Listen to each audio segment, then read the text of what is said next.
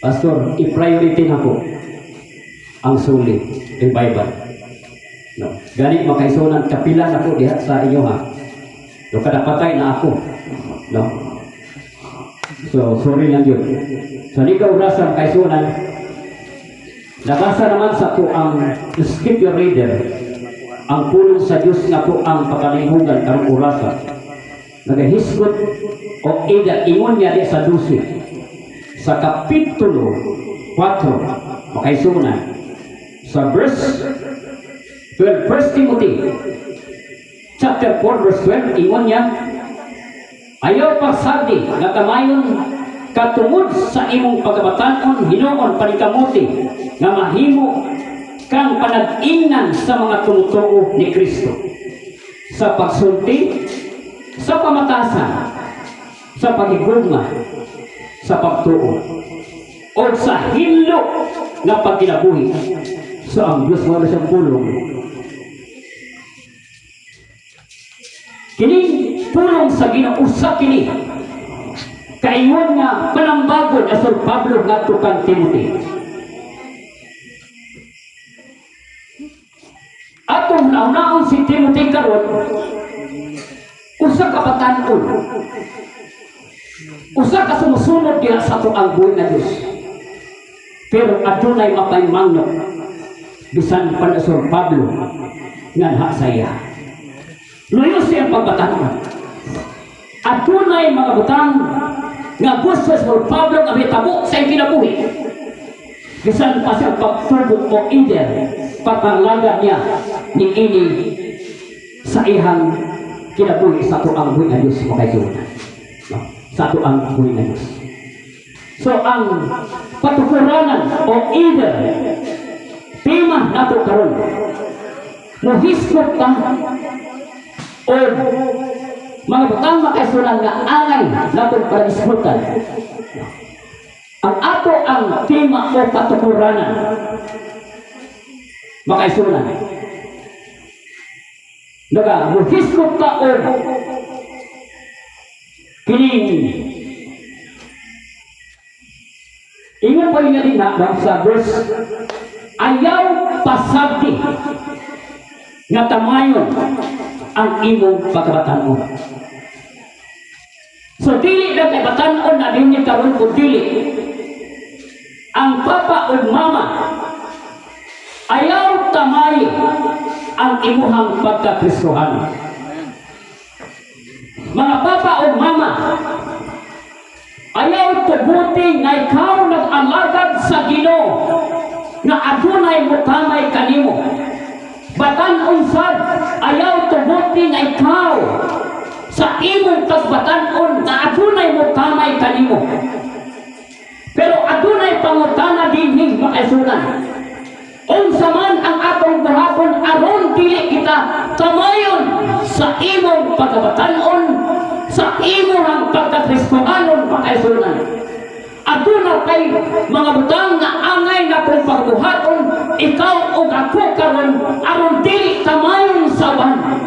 Mga tao nga wala diha sa tiilan sa Dios, mga tao nga anaa sa tiilan sa Ginoo.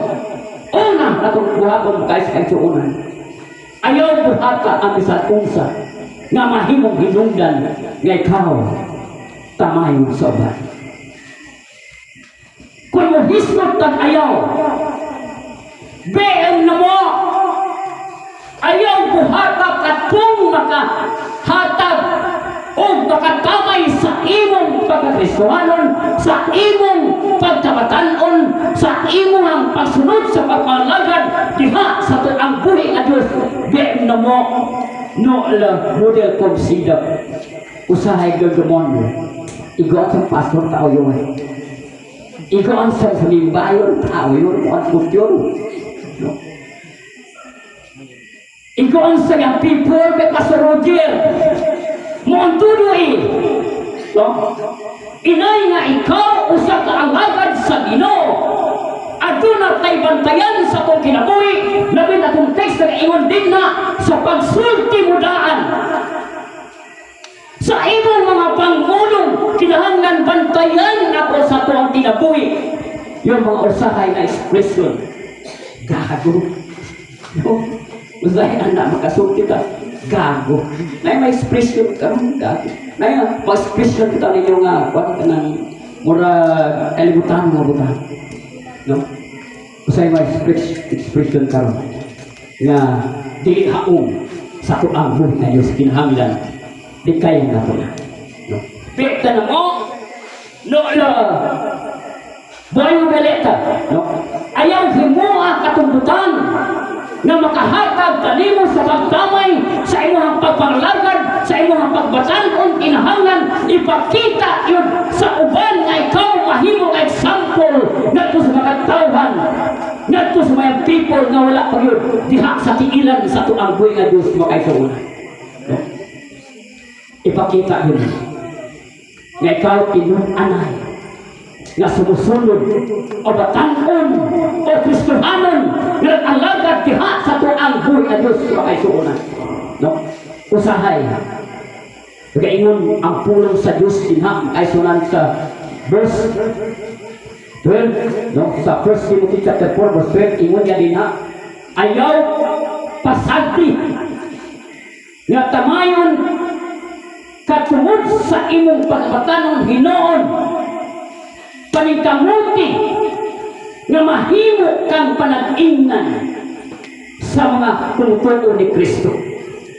Paningkamuti nga ikaw mahimo nga panag-ingnan, example ngadto sa mga tao, ngadto sa mga batan-on nga wala pa yun diha sa tiilan sa Ginoo.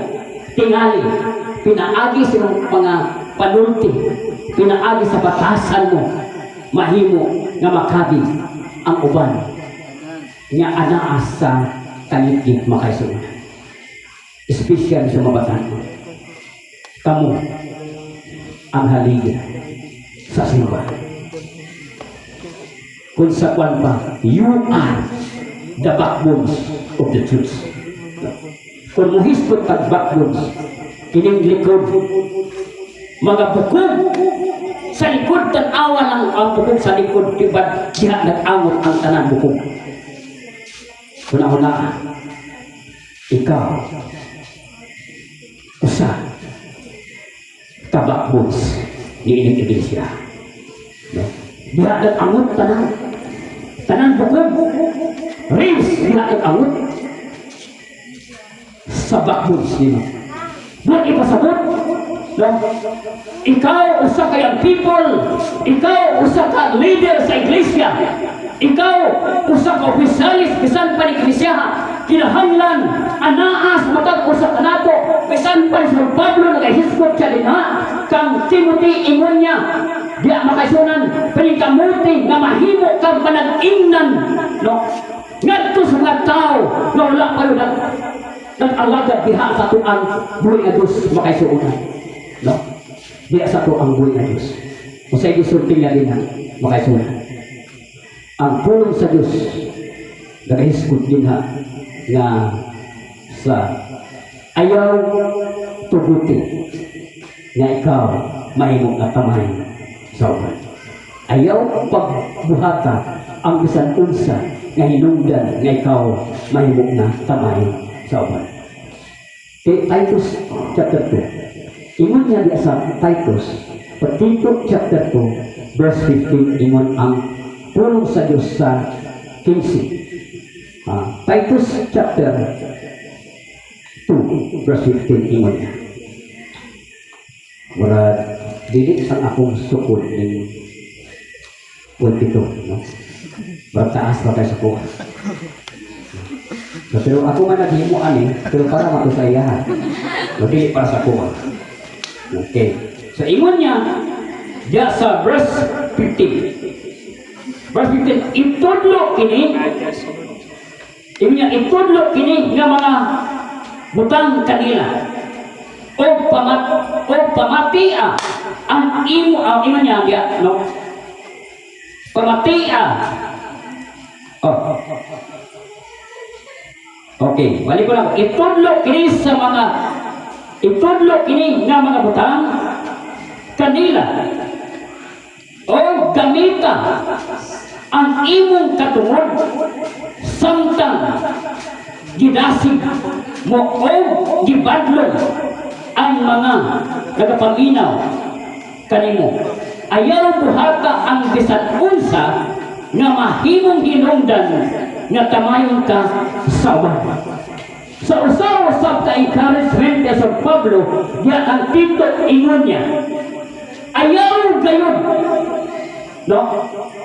Ayaw gayon buhata ang bisan unsa nga mahimong hinungdan nga ikaw tamayon.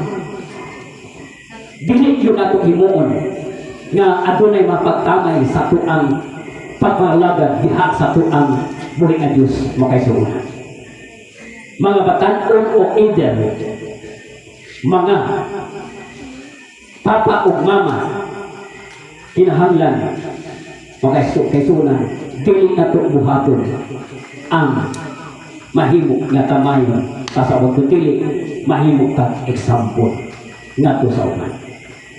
So, ikaw ang suga, no? So, ang pulong sa Diyos nagahisgot. Ikaw ang suga, bisan pa sa makatauhan, sa paglantaw nila sa imuha, madanaan, o either masanad ka, paglantaw nila sa imuha, makita nila ang imong kasanad. Grabe ng tauhan. Grabe silat-lat siyang pagmalagan diya sa ino. Bisan unsa, no? Makita ni ang tinut-anay ang iya pagmalagan diha sa tuang Diyos, no? Usa man ang imong buhaton, makaisunod, no? Mga kito, usa man buhaton ako. Ayaw pagsulti, ha? O pasakiti o sulti ang kanang ida-idaran sa imo, mga batanon. Ayaw pagsulti o mga sakit ngadto sa either nagbatwid pa sa imo, no? Especially sa inyong mga ginikanan. Usahay makasa ang bata karon, grabe na musika sa ilang ginikanan. Pero wala na din. Wala na sa mga people. Dahil napita sa Alliance, sa UCCP, Orders Father's Heart na din. Wala na sa tuwa, sa IRM, wala na. Ang pagsulti o sakit ngadto sa nagmatyon pa sa tuwa. Mas gulang pa rin sa tuwa. Dili ta makasulti o dili maayo. Salamat na lang ta makaisunan nga sa mga people karon anaa diha sunod sa iglesia, no? Imo niya diha paningkamuti ang pagkinabuhi nga bataron o Diyos nun. So usap encourage sa Pablo diha sa 1 Timothy chapter 6 verse 11 imo niya, no? Sa 6 versikulo 11 nga to sa 12 makaisunan. Ingon ang pulong sa Diyos sa chapter 6 verse 11 imo niya, apan ikaw isip alagad sa Diyos likayi kanang mga butana paningkamuti ang pagkinabuhi nga matarong o Diyos nun tun-i ang husto nga pagtuo o pahigugma o mainatuso. So adunay mga butang bisan pa ang gisulta sa Pablo diha sa 1 Timothy chapter 6 verse 11 makaisunan nagahisgot sa dinha, no? Nga apan ikaw Timothy ingon niya isip alagad sa Diyos likayi kanang mabutanga paningkamuti ang pagkinabuhi na matarong o Diyos nun tun-i ang mga pagtuo nga pahigugma may nantuson o magbalumo ngadto sa isikataho, no?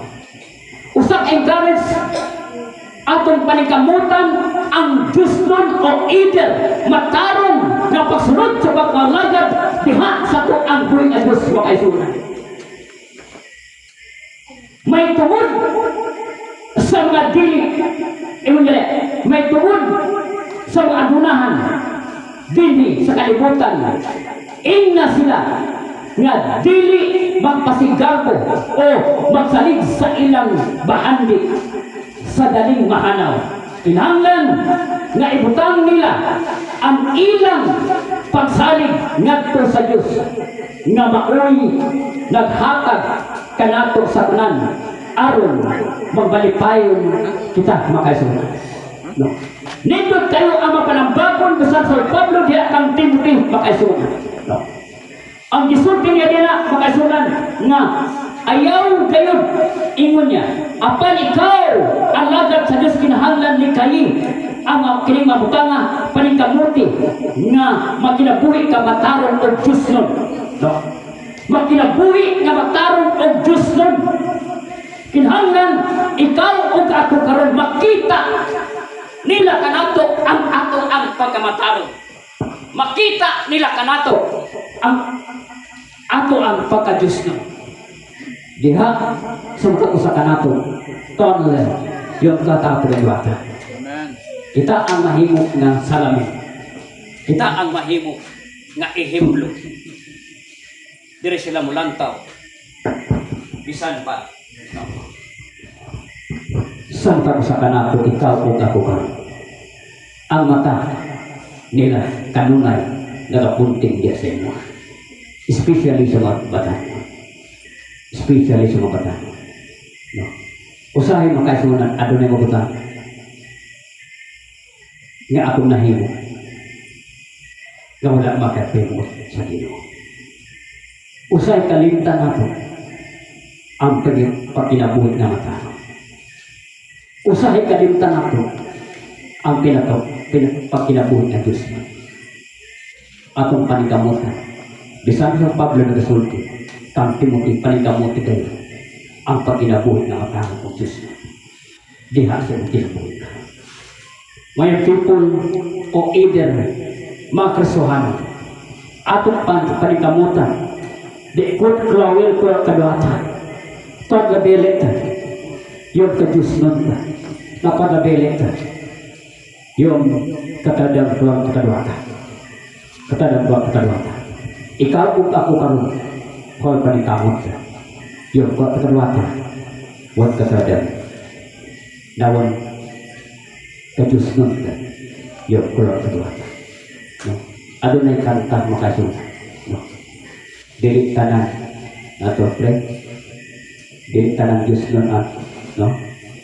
Basta to mga kanang makantaha wala nga kwan pero kapabinaw kwan no? So dili tanan Kristohanon buotan no? Dili tanan Kristohanon o Diyos no? Pero naginaot ko kana mga kanta wala na sa tuwa kung dili nato sa upan nawat sa pilingan sa Ginoo. Tapos tayo nawat sa Ginoo. Apat encourage kaya sa mga sa kanato. Atong panikamutan ang pinagpakinabuhi kumakaroon ng Diyos nun. Diha sa kong kapalagan sa pagsunod. Nato diha sa tukang buhay na Diyos. Makaisunod. Kung saan resulta, kung ikaw, no? Nga matunan sa pagsunod sa pagpapalagan diha sa tukang buhay na Diyos makaisunod. Ingon niya sa verse 20 kang Timothy ang pingi ang mapagtulunan kagitujan kanimo sa Diyos. Likay ang mapagtulunan nga walay pulos o wala magagikan sa Diyos. Bisan ang panaglanis may tungod sa inon sa uban nga kaalam apan din tinuod. Ang uban nagaingon nga aduna sila niini nga kaalam apan tungod sa ilang kaalam na isalaag gikan sa husto nga pagtuo sa Diyos. Hinaot nga pananglinan kasato ang buhay na Diyos. Walang ato ang pagbuhaton sa kinabuhi. Bisan pa ingon niya din ang pingi ang pagtulunan nga gitugyan sa Dios kani. Unsa man tong mapagtulon-ana? Unsa man tong pagtulon-ana nga gihatag sa Dios diha sa matag usa ka nato? Ang pagtulon-an makaisunan nga gihatag sa Dios sa matag usa ka nato, ikaw nga batan-on, ikaw nga alagad sa Ginoo, kinahanglan nga ayaw itugot nga ikaw tamayon sa uban, nga gusto sa Dios ikaw malipay ang Ginoo sa pagsudong sa paglantaw kanimo, nga ikaw tinut-anay sumusunod o nag-alagad diha sa tuang buhi a Dios makaisunan nga batan-on BM namo yung laligalan dua kali komplo wala pagtulon na kinahanglan makaisunan alagari ang Ginoo sa bukos mo kasing-kasing kalag po Espiritu. Love God with all your heart, strength and mind. Makaisunan Mana gusto sa Diyos kay tabo kanimo ang pagtulunan sa Ginoo kinahanglan ipakita kay ikaw na higugma diha sa tuang buhi nga Dios. Paano nato makita ang gugma nato sa Ginoo? Labi na panahon sa Domingo makaisunan. Usahay mabatan, dugay mabatan. No. Di na ito marikanyan agin. Yang people, panahon sa Domingo, o panahon sa Sabado, ayaw nung ta itugod ang pastora o manilig sa sulod sa Iglesia. Kamu na. Kamu na. Batang isipan niya, kamu ang haligi sa Iglesia. Kami ang people, salamat na lang kasi ang people kami. Nakita naman natin. Mismo, dua kamatan ang nakita. Panahon nga anak ay trabaho na ang siya. Labi ng panahon sa pag-inom po. Padayon yung people, lalaki babae padayon. Padayon na. Panikamuti kayo, nahimok pa mo angat. Ang imong state, diha sa pagmalagat sa tuang buhay ng Diyos. Usa ka na nga butang nga pagkabuhaton sa kabatan. No. Kami nga mga hamkong na igo ng alalay sa inyo. No. Usahay ang pastora o leader kami. No. Na naman ta kamu na natin. No. Okay na lang kung na ay Wedding Sunday. Yung